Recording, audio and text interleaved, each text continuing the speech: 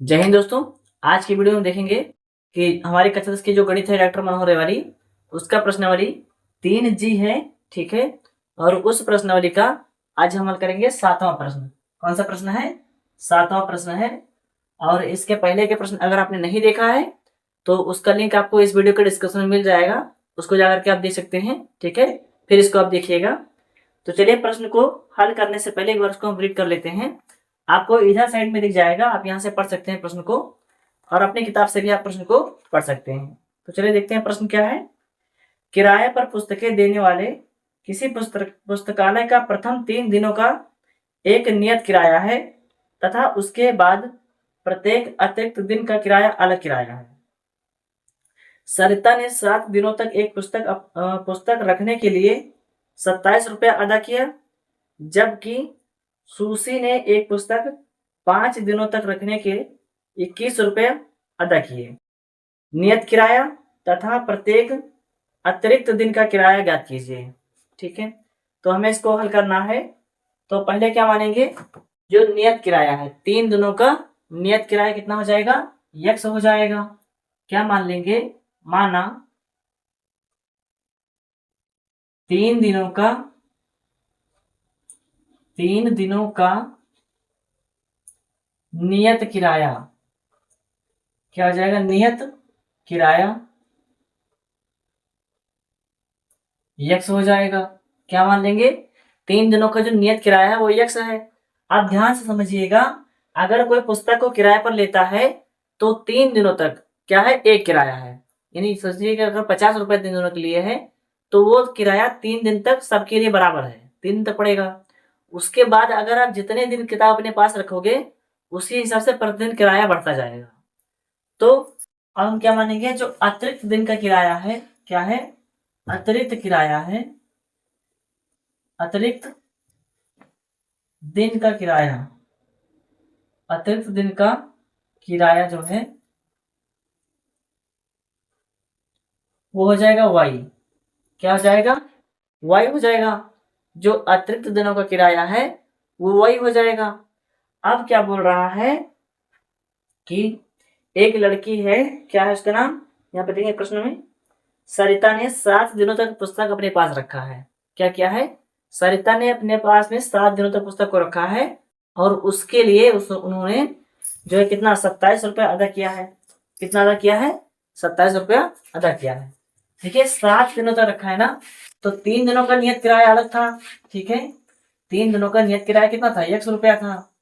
तो पहले दिया, देखो 3 दिन नियत दिन था ना, यानी एक ही किराया था तो उसके 3 दिनों का। तो क्या लिखेंगे?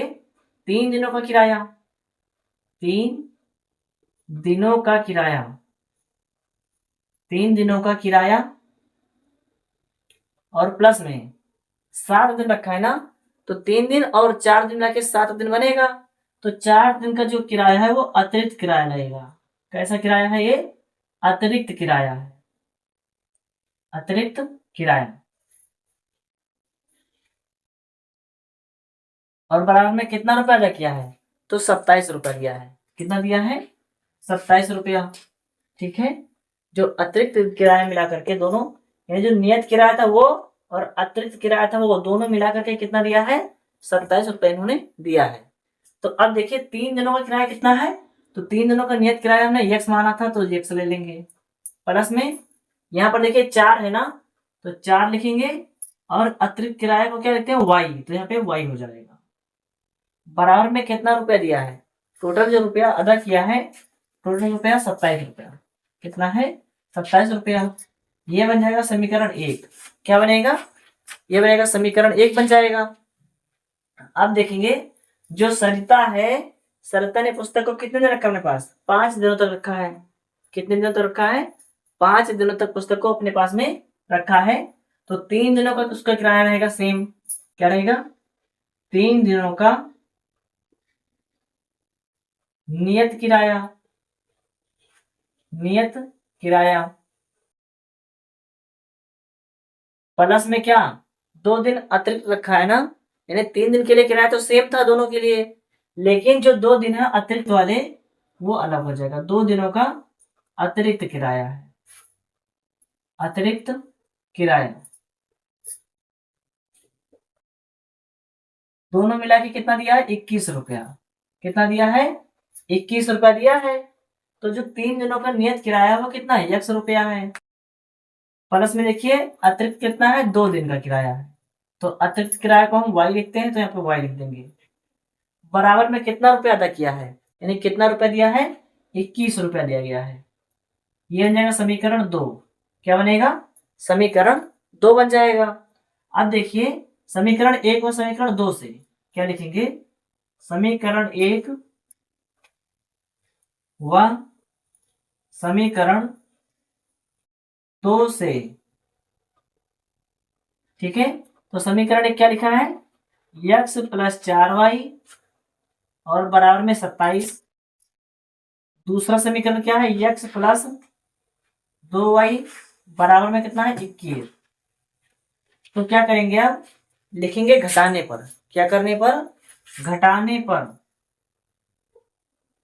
घटाने पर, ठीक है। तो ये प्लस में माइनस में हो जाएगा, और ये प्लस में तो ये भी माइनस में, और ये क्या प्लस में तो ये भी माइनस में हो जाएगा।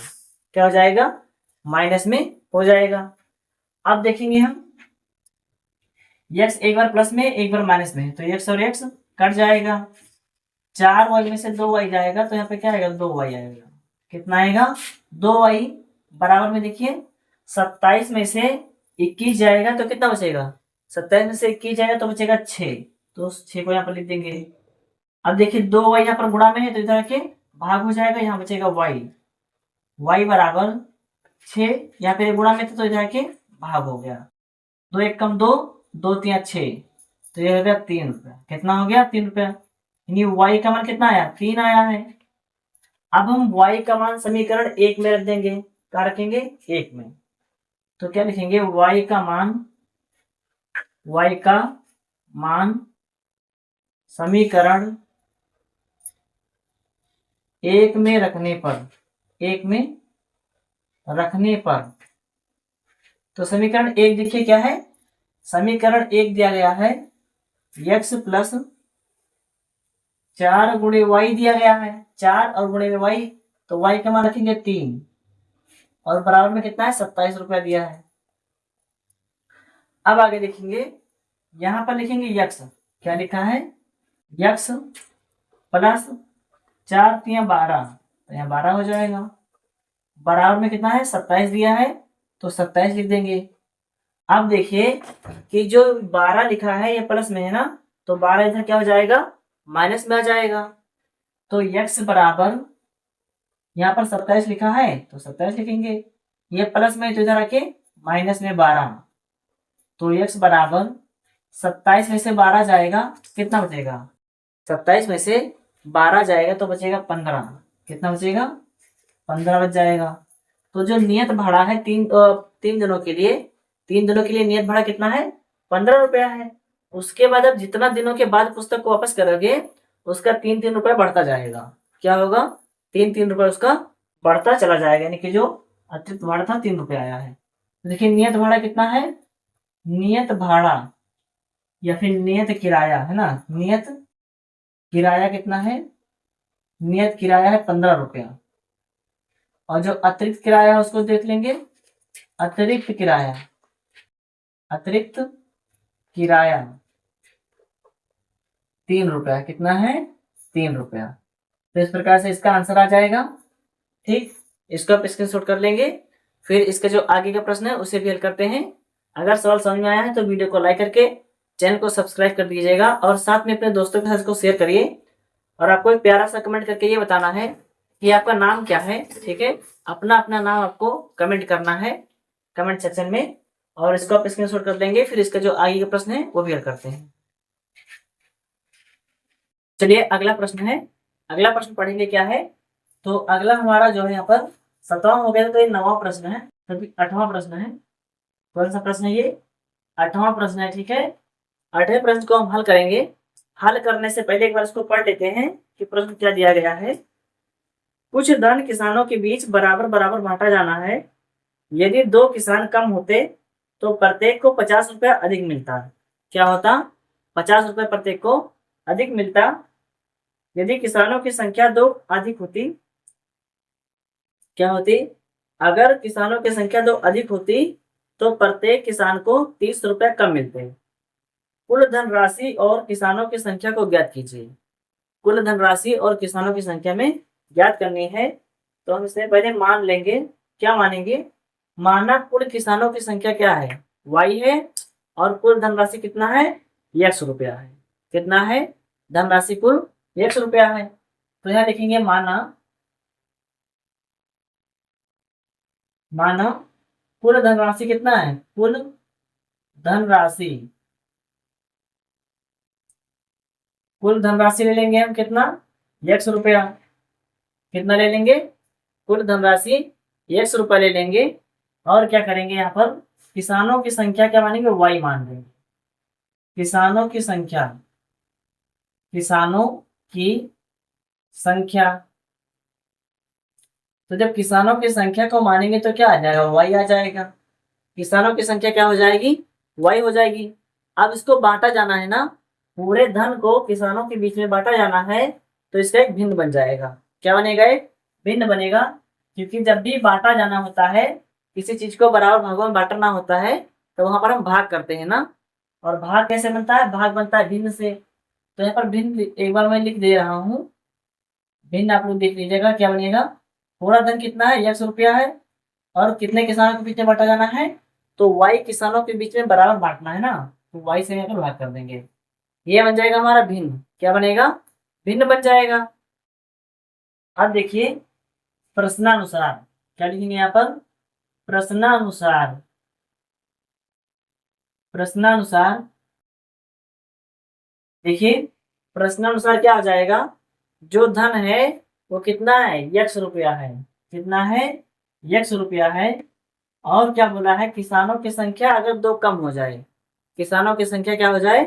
2 कम हो जाए, तो y माइनस 2 हो जाएगा। और माइनस कर देंगे क्या? x बटे में y। x बटे में y। तो सबको कितना कितना मिलेगा? तब सबको 50-50 मिलेगा अधिक। क्या होगा? सबको 50-50 अधिक मिल जाएगा। समझ में आया? तो 50 इधर कर दिया। ये बन गया समीकरण 1। क्या बन गया? समीकरण 1। अब जो दूसरी शर्त दी गई है, तो दूसरी शर्त क्या है? अगर सारे धन में किसानों की संख्या 2 अधिक हो। क्या हो? किसानों की संख्या 2 अधिक हो, तो सबको कितना मिलेगा? देखिए टोटल क्या है? बिंदु x बटे में y।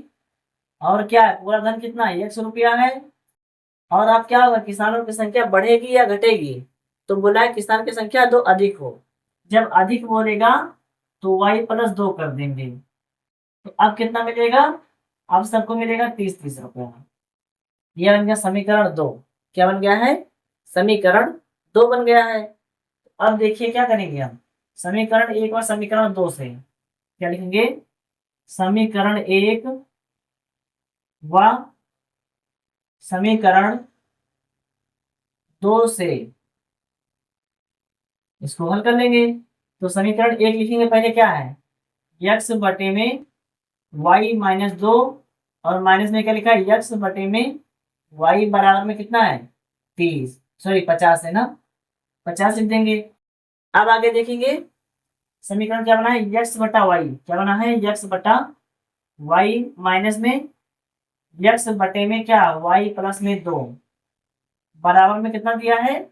बराबर में दिया है 30। बराबर में दिया गया है 30। तो अब इसको क्या करने पर? जोड़ने पर। क्या करने पर? जोड़ेंगे हम। तो लिखेंगे जोड़ने पर। जब जोड़ेंगे तो यहाँ पर देखिए माइनस है, यहाँ पर प्लस है ना, तो ये और ये कट जाएगा। क्या होगा? दोनों आपस में कट जाएंगे।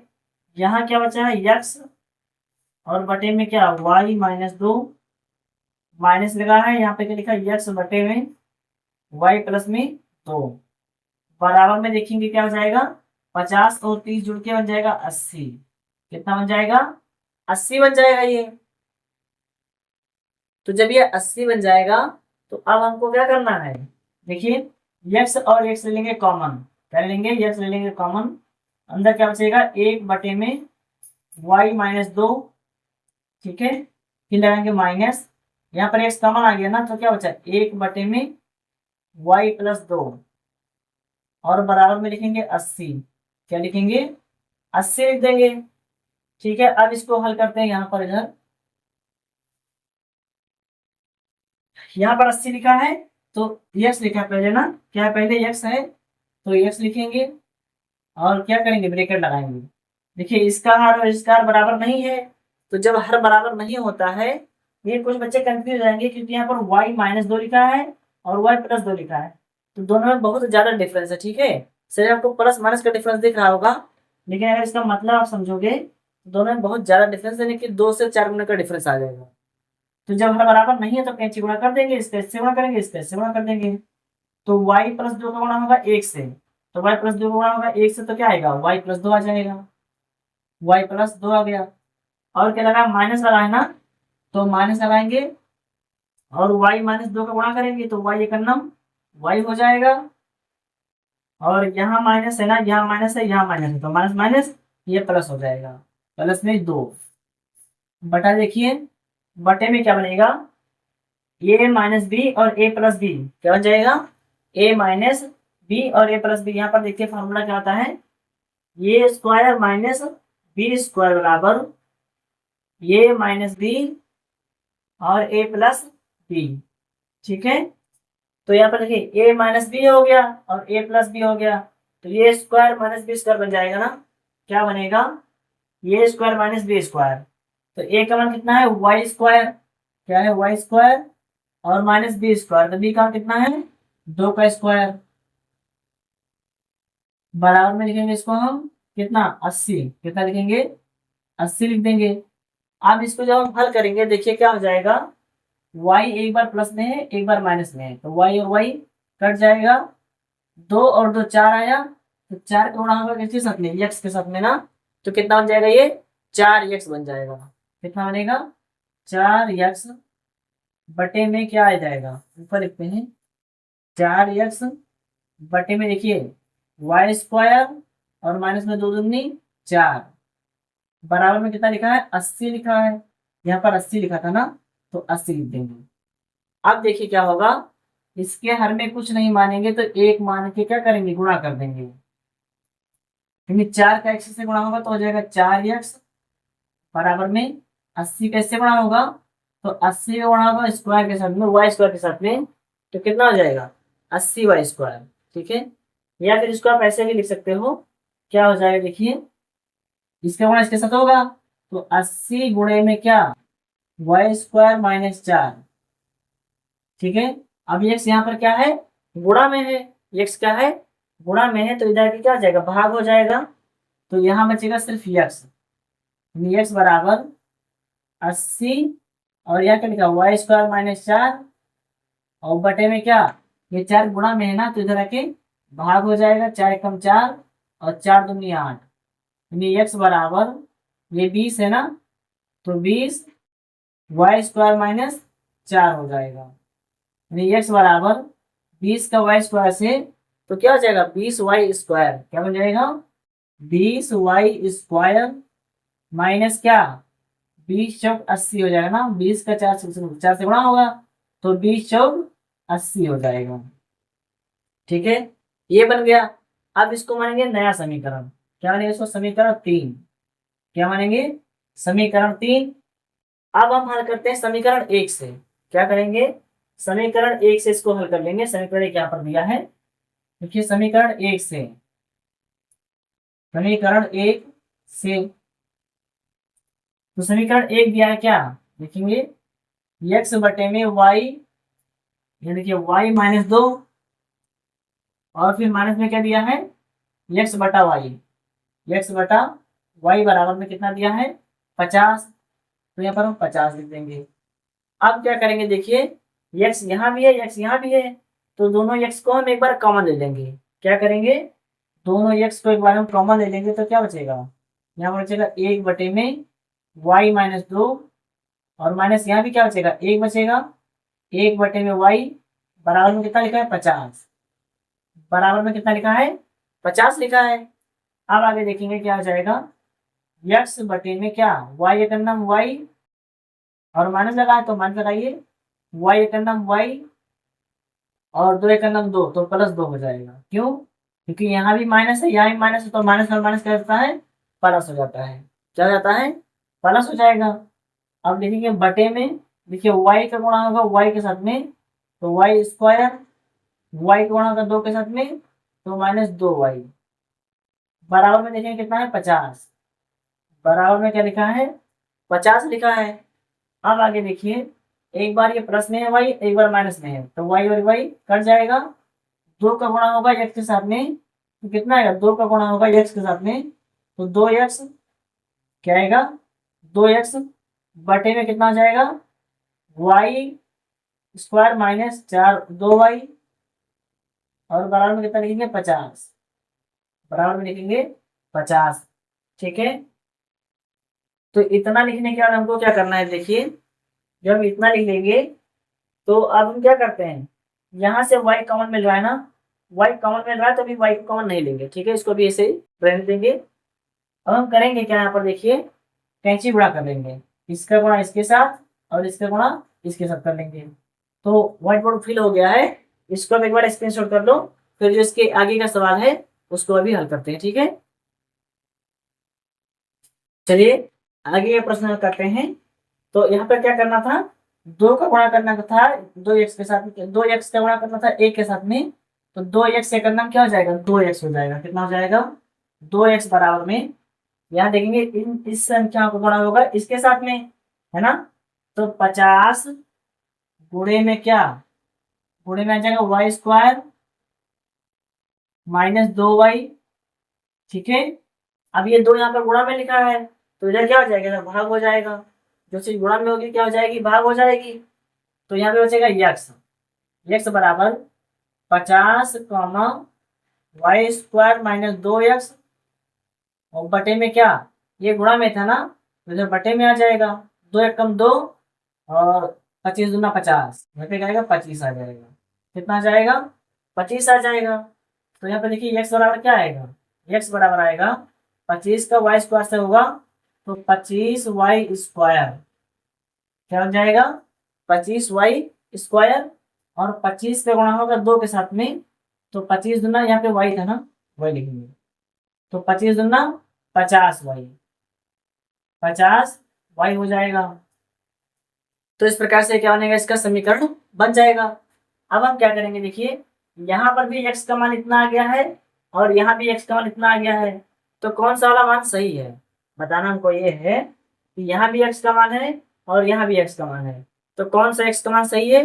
तो आप बोलोगे सर जी दोनों मान सही है, तो दोनों मान सही होगा, तब दोनों का क्या करेंगे, हम बराबर में रख देंगे। यानी जब दोनों सही है तो दोनों बराबर आना चाहिए, तो बराबर जब रखेंगे तो इसका आंसर आ जाएगा। ठीक है, क्या लिखते हैं यहाँ पर, पहले ए वाला मान रखेंगे, कितना है 25y स्क्वायर, माइनस में कितना 50y, बराबर में लिखेंगे क्या, यहाँ पर देखेंगे कि 20y स्क्वायर, और क्या लिखा माइनस में 80, माइनस में 80 लिख देंगे। कितना लिखेंगे, माइनस में 80। अब देखिए क्या हो जाएगा कि 25y स्क्वायर है, इसको लिखेंगे, और यहाँ भी वाई स्क्वायर है ना, तो उसके अंदर पक्षांतर कर लेंगे, इधर प्लस में है तो इधर आके माइनस में 20y स्क्वायर, और ये -50y है, इसको इधर रहने देंगे, और साथ में क्या करेंगे, ये -80 है ना, तो इधर आके क्या हो जाएगा, प्लस में 80 बन जाएगा। इधर कुछ नहीं बचा तो माइनस, बराबर 0 कर देंगे। क्या करेंगे, बराबर में 0 कर देंगे। अब देखेंगे कि 25y स्क्वायर में से 20y स्क्वायर निकल जाएगा, कितना बचेगा 5y स्क्वायर, क्या बचेगा 5y स्क्वायर बचेगा, माइनस में लिखेंगे 50y, और प्लस में कितना 80 बराबर में 0, क्या हो जाएगा 80 बराबर में 0। अब एक चीज आपको ध्यान से देखना है कि देखिए यहाँ भी 5 है, यहाँ भी 5 है, और यहाँ भी 5 है। जब सब जगह पे 5 है तो 5 को हम कॉमन ले लेंगे। क्या करेंगे, 5 को हम कॉमन ले लेंगे। देखिए क्या हो जाएगा, यहाँ 5 बाहर आ जाएगा, बचेगा वाई स्क्वायर, माइनस में 5 दाम 50, तो 5 बाहर आ गया, 10 बचेगा, 10y, प्लस 16 पंचे 80, क्या होता है 16 पंचे 80, तो यहाँ 5 बाहर आ गया तो क्या बचेगा 16 बचेगा, बराबर में 0। अब देखिए ये 5 इधर गुणा में है, इधर के क्या हो जाएगा, भाग हो जाएगा। तो जब 5 का भाग होगा 0 के साथ में, तो 5 क्या बन जाएगा, 0 बन जाएगा। यानी यहाँ पर क्या बचा है, वाई स्क्वायर माइनस में 10y और प्लस में क्या 16। अब देखेंगे हम, गुणा करें तो 16 बन जाए और जोड़ दें तो 10 हो जाए। ऐसी कौन सी संख्या है जिसको गुणा करने पर 16 बन जाती है और जोड़ने पर 10 बन जाती है? तो देखिए क्या, वाई स्क्वायर माइनस में क्या x plus 2, sorry 8 plus 2 y और प्लस में 16। ये कैसे होगा, देखिए गुणा करेंगे तो 16 बन जाएगा ना, 8 दूनी 16 बन जाएगा और 8 और 2 को जोड़ देंगे तो क्या बन जाएगा, 10 बन जाएगा। यानी हमें यही तो पूछा गया था। अब देखिए वाई स्क्वायर माइनस में 8 का वाई से 8y माइनस का 2 का वाई से 2y प्लस में लिखेंगे 16 बराबर 0। देखिए 4 4 हो गया तो 2 2 को ब्रैकेट में इसे बंद कर लेंगे। क्या करेंगे, 2 2 को हम ब्रैकेट में बंद कर लेंगे। यहाँ भी y है, यहाँ भी y है, तो एक बार हम यहाँ पे लिख देंगे y। यहाँ पे y 2 बार था, एक बार बाहर आ गया तो बचेगा एक बार। माइनस में क्या है 8, माइनस में देखिए 2 यहाँ है 2 यहाँ है, तो 2 ले लेंगे कॉमन, क्या बचेगा y माइनस में 2 8 16, तो 2 बाहर आ गया तो बचे 8 बराबर में 0, बराबर में 0। लगभग ये गुणाफल तो सबको आता होगा ना। देखिए y माइनस 8 है, y माइनस 8 2 बार है, एक बार लिख देंगे y माइनस 8 और यहाँ पे क्या लिखा है y माइनस 2 बराबर में 0। तो एक बार हम 8 को लेते हैं, क्योंकि 2 को लेंगे तो संख्या छोटी हो जाएगी, तो जो किसानों की जो संख्या वो 2 तो हो नहीं सकती है। तो हम बड़े वाले को लेंगे, क्या लेंगे y को। यानी कि क्या हो जाएगा, यहाँ देखेंगे y माइनस 8, y माइनस 8 बराबर 0। तो y बराबर क्या हो जाएगा, ये माइनस में जाके प्लस में हो जाएगा, y बराबर 8 आ जाएगा। क्या आएगा, y बराबर 8 आ जाएगा। तो अब देखेंगे क्या कि y का मान समीकरण 3 में रखने पर क्या लिखेंगे, y का मान समीकरण 3 में रखने पर तो देखिए y एक्स लिखा हुआ है, एक्स लिखेंगे बराबर में क्या लिखा है 20 गुणे में कितना, गुणे में लिखा है वाई स्क्वायर। क्या लिखा है, वाई स्क्वायर। तो 20 और y का कितना 8, 8 का स्क्वायर आ जाएगा। माइनस में लिखा है 80, माइनस में क्या लिखा है 80 लिखा हुआ है। अब देखेंगे हम, यहाँ लिखेंगे 20 गुणे में क्या 8 है 64, 8 है 64 और माइनस में कितना है 80। समझ में आया, 8 को 2 बार गुणा करना है तो 8 बाई 64 हो जाएगा, 8 बाई 64 हो जाएगा।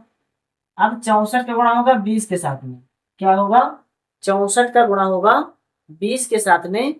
तो देखिए 64 दूना 128, 64 दूना 128 और यहाँ पर एक 0 आ जाएगा। माइनस में क्या लिखेंगे 80। तो बताइए 1280 में से 80 निकल जाएगा तो कितना बचेगा, 1200 बचेगा। कितना बचेगा, 1200 बचेगा। यानी जो कुल धन हमने माना था 100 रुपये माना था ना, कुल धन कितना था, जो कुल धन था, धन बराबर कितना है 1200 रुपया है। धन कितना है 1200 रुपया है। और किसानों की संख्या कितनी है, तो किसानों की संख्या,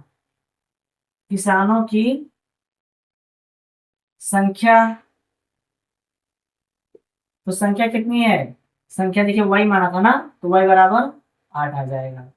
तो इस प्रकार से इसका आंसर हो जाएगा। ठीक है, ये सवाल थोड़ा बड़ा था इसलिए हमको 2 बार में लगाना पड़ा इसको। अगर समझ में आया है तो वीडियो को लाइक करिएगा और इसको आप स्क्रीनशॉट कर लेंगे।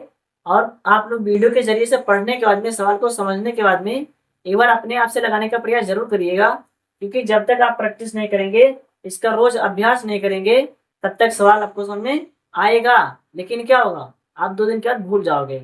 ऐसा आपके साथ होता होगा, जब आप क्लास में पढ़ोगे या फिर कहीं ऑनलाइन पढ़ोगे तो क्या होगा, सवाल समझ में आ जाएगा कि सवाल बहुत आसान है, लेकिन जब आप लगाने बैठते हो तब सवाल नहीं लगता है। समझ में नहीं आता कि सवाल को लगाना शुरू कहाँ से करें, उसको हल करना शुरू कहाँ से करें। तो ये तभी हो पाएगा जब आप डेली प्रतिदिन क्या करें, कुछ ना कुछ रिवीजन करते रहें। ठीक है, रिवीजन से ही ये सारी समस्या दूर हो सकती है। चलिए इसको आप स्क्रीनशॉट कर लेंगे, तो जो इसके आगे का प्रश्न है उसे भी हल करते हैं। तो अगला प्रश्न हम करते हैं। तो जो अगला प्रश्न है कौन सा है, प्रश्न नंबर 9। कौन सा प्रश्न है, प्रश्न नंबर 9 को हल करेंगे। तो इसको हल करने से पहले एक बार इसको हम पढ़ लेंगे, रीड कर लेंगे कि प्रश्न क्या है, फिर इसको हल करते हैं। तो देखिए प्रश्न क्या है, आपको इधर साइड में प्रश्न दिख जाएगा, यहाँ से आप पढ़ सकते हैं, या फिर आप अपनी पुस्तक से भी प्रश्न को पढ़ सकते हैं। ठीक है। एक व्यक्ति ने कुल 75,000 की पूंजी लगाई, इसका एक भाग 12% वार्षिक ब्याज की दर पर और शेष भाग 10% वार्षिक ब्याज की दर पर लगाया। यदि उसे कुल वार्षिक ब्याज 8300 रुपये मिले तो ज्ञात कीजिए कि प्रत्येक दर पर उसने कितना धन कमाया है। क्या किया उसने, कितना धन कमाया है। तो इसको हल करने के लिए क्या करेंगे हम देखेंगे। पहले पूरा मूलधन कितना था, 75 रुपए ना। लेकिन हम यहाँ पर क्या मानेंगे कि माना माना कि पहले क्या दिया है, 12% वार्षिक ब्याज से कुछ धन दिया है ना। तो लिखेंगे 12% वार्षिक ब्याज की दर से 100 रुपये दे दिया। कितना दिया है, 12% वार्षिक ब्याज, वार्षिक दर से कितना दिया है, 100 रुपया दिया है। कितना दिया है, 100 रुपया दिया है। जो है 12% वार्षिक ब्याज से कितना दिया है, 100 रुपया दिया है। तो अब हम इसका साधारण ब्याज निकालेंगे। क्या करेंगे, साधारण ब्याज इसका हम निकालेंगे। देखेंगे क्या आता है, साधारण ब्याज। साधारण ब्याज, तो साधारण ब्याज कितना आएगा, देखिए साधारण ब्याज क्या होता है, मूलधन गुणे दर गुणे समय। तो मूलधन कितना दिया है, 100 रुपया दिया है, और गुणे दर कितनी है, 12% की है, बटे में 100, बटे में 100 एक वर्ष के लिए दिया है। तो अगर हम 12 का 1 से गुणा करेंगे तो 12 ही तो आएगा, तो इसलिए हमने यहाँ पर 1 नहीं लिखा है। अब इसको करें क्या आएगा, देखिए क्या है, 4 से दोनों कट जाएंगे ना, 4 तिया 12 और 25 चौको 100, 25 चौको 100 आ जाएगा। 3 का 1 से गुणा होगा, ये हो जाएगा 3x और बटे में 25 हो जाएगा ये। तो इस प्रकार से क्या होगा, इसका भिन्न बन जाएगा। अब जो शेष राशि बची है, ठीक है, तो शेष राशि कितना, देखिए शेष राशि देखिए क्या किया है, 12% वार्षिक ब्याज से 100 रुपये दे दिया है। ठीक है। तो अब हम 75,000 टोटल था ना, तो 75,000 में से x दे दिया 12% पर, तो x को माइनस कर देंगे, तो ये राशि बची हुई है। अब जो 10% वार्षिक ब्याज की दर पर देगा, तो क्या देगा, जो ये राशि बची हुई इसी में से तो देगा। क्या करेगा, जो पैसा बचेगा इसी में से वो 10% वार्षिक ब्याज से पैसा और दे देगा। तो देखिए क्या लिखेंगे, 10% वार्षिक की दर से, की दर से कितना रुपया देगा, ये वाला रुपया देगा ना, 75,000 माइनस 100 रुपया देगा, 100 रुपया दिया। समझ में आया है। देखिए ध्यान दीजिएगा, जब 75,000 टोटल था तो उसमें से 100 रुपया जब 12% पर दे दिया, तो 75,000 में से जो रुपया बचा है उसी को तो अब 10% पर देगा, है ना। तो इसका साधारण ब्याज निकालेंगे, साधारण ब्याज। तो जब इसका ब्याज निकलेगा, देखिए क्या आएगा, मूलधन। तो मूलधन कितना है, मूलधन इतना है ना, मूलधन देखिए कितना है, 75,000, 75,000 माइनस में यक्स और गुणे में दर, दर कितनी है, 10% की है, दर कितनी है, 10% की है, और बटे में क्या आता है, बटे में 100, बटे में 100। तो अब हम इसको हल करेंगे, किस प्रकार से हल होगा, देखिए एक जीरो ये वाला और एक जीरो ये वाला कट जाएगा। ठीक है, यहाँ बचा एक, तो जब हम एक का गुणा इसके साथ करेंगे तो यही संख्या आ जाएगी, यानी कि 75,000 माइनस में कितना, यक्स, और बटे में क्या बचेगा, बटे में 10 बचेगा, बटे में क्या बचेगा, बटे में 10 बचेगा। तो अब जो इसका धन ब्याज मिला है, इसका ब्याज और इसका ब्याज मिला करके कितना मिला है, टोटल ब्याज इनको 8300 रुपये मिला है। कितना मिला है, 8300। तो ये वाला जोड़ लेंगे, ये क्या लिखा है, 3x बटे में कितना है 25, और इधर वाला ये वाला भी जोड़ लेंगे तो ये है 75,000 माइनस में x, और बटे में कितना है 10, बटे में कितना है 10। तो दोनों को मिला के कितना बना है, दोनों को मिला के प्रश्न में दिया गया है कि 8300 मिला है इनको। कितना मिला है 8300 मिला है। दोनों में मिला के इनको कितना मिल गया है 8300 मिल गया है। अब देखिए 25 25 और 10 का जो लासा निकालेंगे, एलसीएम निकालेंगे, क्योंकि दोनों का हर बराबर नहीं है। जब दोनों का हर बराबर नहीं होता है तो वहां एलसीएम निकाल लेते हैं। जब 25 और 10 का एलसीएम निकालेंगे तो 50 आएगा। क्या आएगा 50। तो 50 को हम एक बार लिखेंगे और ऊपर लिखेंगे बटे में कितना, बटे में यहाँ पे लिखा है 3x, बूढ़े में क्या 50 को भाग करिए, सॉरी 25 को भाग करिए 50 से, तो 25 दूना 50, 2 आया है, फिर प्लस लगाएंगे।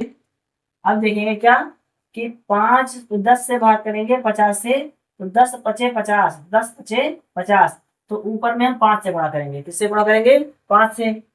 यहाँ पे देखिए 3 जीरो है तो 3 जीरो पहले उतार लेंगे। अब 5 से गुणा हो जाएगा तो 50 25 का 5 हंसी रहेगा 2, ठीक है। और 5 से गुणा में 25 से 35 और 2 37 हो जाएगा, ठीक है। और माइनस में यहाँ भी 5 से गुणा होगा ना, क्योंकि वही संख्या को 5 से हमको गुणा करना था। तो 5 को x से करेंगे तो 5x हो जाएगा। बराबर में कितना आया है, बराबर में आया है 8300। कितना है 8300 बराबर में हमको दिया गया है। तो अब देखेंगे हम क्या, 3 का गुणा होगा x के साथ में तो 3 दूनी 6x हो जाएगा। क्या हो जाएगा 6x, और ये प्लस ये माइनस में 5x है तो यहाँ पे देखो माइनस में 5x, और प्लस में यहाँ क्या लिखा है, यहाँ पर लिखा है 3,75,000।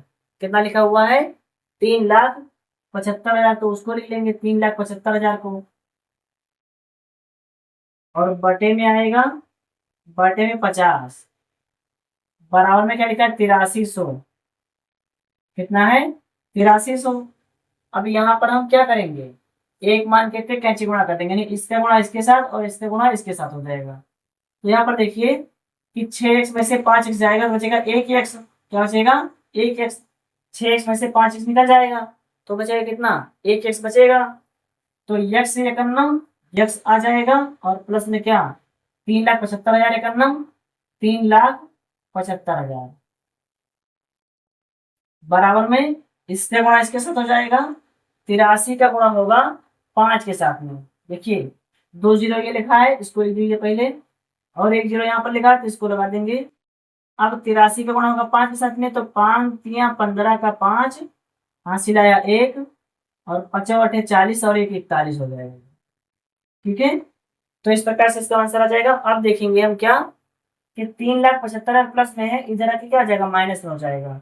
ये इधर प्लस में है तो इधर क्या हो जाएगा माइनस में हो जाएगा, यानी इधर बचेगा कितना x बराबर क्या बचेगा 4,15,000 पहले से था, माइनस में देखिए 3,75,000 माइनस हो जाएगा। तो अब इसका आंसर कितना आएगा, तो हमें निकालना है x का आंसर। क्या निकालना है x का आंसर निकालना है ना। तो x का जब आंसर निकालेंगे x बराबर, देखिए यहाँ पर क्या होगा 3 जीरो में से 3 जीरो जाएगा तो क्या आएगा 0 0 ही आ जाएगा, उसमें कोई दिक्कत नहीं है, ठीक। अब देखिए यहाँ पर 5 लिखा हुआ है, 5 में से 5 जाएगा तो भी क्या आएगा 0 आएगा। क्या आएगा 0 आएगा। देखिए 5 में से 5 गया तो 0 आया। अब यहाँ 1 में से तो 7 जाएगा नहीं, तो यहाँ से एक उदाहरण लेंगे, यहाँ हो जाएगा 11, और 11 में से 7 जाएगा तो बचेगा 4। कितना बचेगा 4, और 3 बचा था यहाँ पर, तो 3 में से 3 निकल जाएगा तो कुछ नहीं बचेगा। यानी यक्स का दाम कितना आया है 40,000 आया है।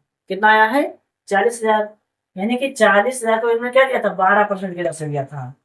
40,000 को जो है 12% की दर से दिया था, को 12% की दर से दिया, ठीक है।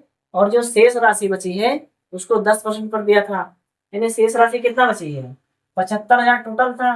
तो 75,000 में से जब 40,000 निकल जाएगा तो 35,000 बचेगा। कितना बचेगा 35,000 बचेगा। यानी 35,000 को कितना दिया था, 10% की दर से दिया था। किस परसेंट से, 10% की दर से दिया था। तो इस प्रकार से इन दोनों का क्या होगा, आंसर आ जाएगा। ठीक है, तो सारा समझ में आया है तो वीडियो को लाइक कर दीजिएगा और चैनल को सब्सक्राइब करते हुए चलिए। चलिए, और इसको आप एक बार स्क्रीनशॉट कर लेंगे, फिर इसको रिवीजन करेंगे। ठीक, रिवीजन करेंगे इसको। और आज का वीडियो यहीं पर समाप्त करते हैं, फिर मिलते हैं आपको अगले वीडियो में। तब तक के लिए धन्यवाद।